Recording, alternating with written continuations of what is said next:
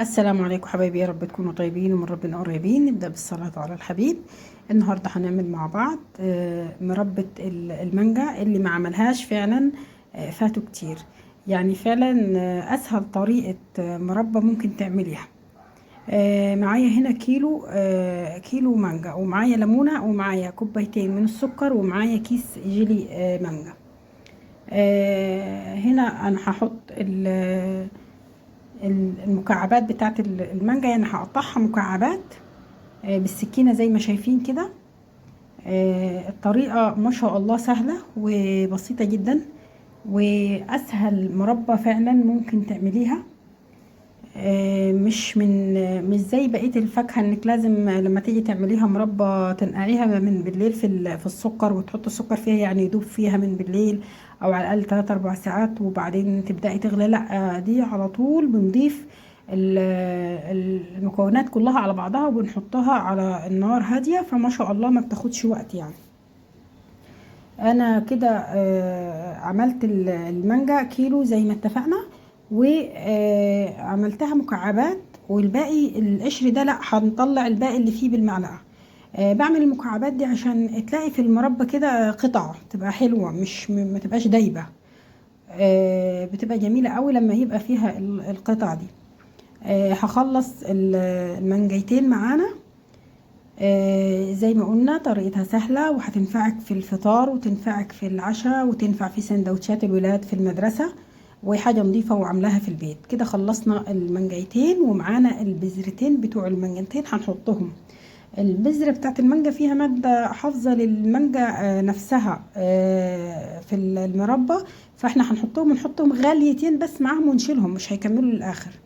انا حطيت كوبايه واحده ميه عشان المانجا تقيله، مش اللي هي طريه، فما فيهاش ميه يعني كتيره. فحطيت كوبايه شاي، يعني الكوبايه المج العادي ده مليته ميه وحطيته. ومعايا كوبايتين السكر، حطيت 1.5، لان لقيت المانجا مسكره قوي قوي قوي قوي، فهتجزع لو حطيت الكوبايتين، الا لو حد حاببها كده يعني. حطيتها على النار، هنسيبها تغلي على نار هادية جدا، ما تعليش عليها خالص. من وقت للتاني نديها تقليبة كده، وهي اصلا مش هتاخد وقت. انا بص اديت غليتين كده بس البذرة بتاعتها وطلعتها، مش هتاخد وقت خالص يعني. هو قلبتين كده وتشيليها. الطريقة بصراحة جميلة جدا، وعايزة اقولك يعني هتعجبك فعلا يعني. وحاجة نظيفة كده وعاملاها في البيت. يا رب يوفقنا ويحسن ما بين ايدينا جميعا. والوصفة ان شاء الله تعجبكم. شايفين بقت عاملة ازاي؟ اللهم بارك. جميلة جدا وطريقة سهلة. ما تنسوش حبايبي الصلاة على الحبيب، ما تنسوش تدعوا ربنا يشفي مرضانا ويرحم موتانا. يا رب يجبر خاطرنا جميعا ويسر الامور للناس كلها. احنا هنا كده خلاص استوت. عايزة تخلصيها زي ما شفتيها كده، ما تضيفيش عليها كيس الجيلي ده. هتبقى فل زي الفل. انما لو ضفتي عليها ده هتبقى فلين بقى، هتبقى جميلة جدا جدا، وهتجربيها. يعني بص، في كل الاحوال حلوة، بس برضو ده بصراحة بيديها التركاية دي، بتديها طعم تاني، وبتخلي حتى شكلها كأنها المربى اللي بتجيبيها من بره. شايفين كده احنا قلبناه. طبعا ما ضفتلهوش اي حاجه، حطيته في نص كوبايه ميه وقلبته وضفته عليها. بص، هو هيغلي دقيقتين 2 وتطفي. ما تكتريش اكتر من كده. شايفين القطع فيها عامله ازاي؟ يعني اللهم بارك. الريحه يعني فعلا تحفه. يعني بص، مش هتعرفي تفرقيها، ويمكن احلى كمان من بتاعه بره. جربيها وهتدعي لي. ربنا يا رب يحسن ما بين ايدينا جميعا ان شاء الله. بصوا كده انا خلاص طفيت عليها، شايفين؟ بصوا قوامها بقى عامل ازاي، ما شاء الله اللهم بارك. طبعا انا عندي البطرمانات دي غسلتها مغسوله كويس، وحاطه لها ميه مغليه، ومصفياها من الميه، وهفضيها فيها. ده عندي كيلو الا ربع البطرمان اللي انا بحط فيه ده.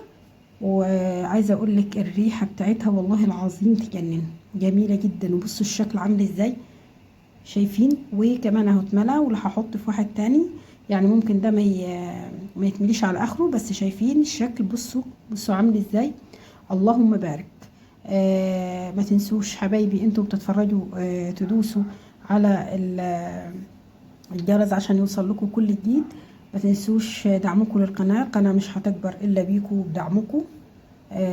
وكمان اللايك. شكرا ليكم ولمتابعتكم، ويا رب يحل زادنا جميعا ويحسن ما بين ايدينا جميعا. جربوا المربى دي في دخول المدارس كده، هتدعولي جميلة جدا وما شاء الله طعمها روعة. شكرا ليكم ولمتابعتكم حبايبي، والسلام عليكم ورحمة الله.